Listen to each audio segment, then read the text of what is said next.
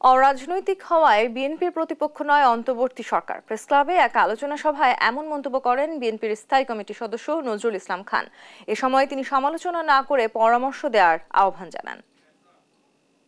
আন্দোলনের রগর যারা ছিলাম আমরা সবাই মিলে তাদের প্রতিষ্ঠা করি। তাদের কাছে প্রত্যাশা কি আমাদের যে তারা জনগণের দৈনন্দিন সমস্যা সমাধানের চেষ্টা করবেন, যারা অপরাধ করেছে, দোষ করেছে, খুন করেছে তাদের বিচারের চেষ্টাটা করবেন, যতটা তাদের চেক করবেন।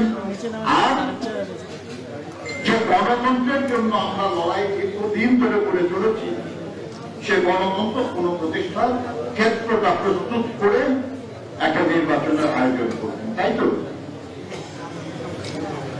তাহলে এই প্রতিষ্ঠিত যেসব রাজনৈতিক দলগুলি তাদের সম্পর্কে কমেন্ট করা, সমালোচনা করার কি দরকার তাদের?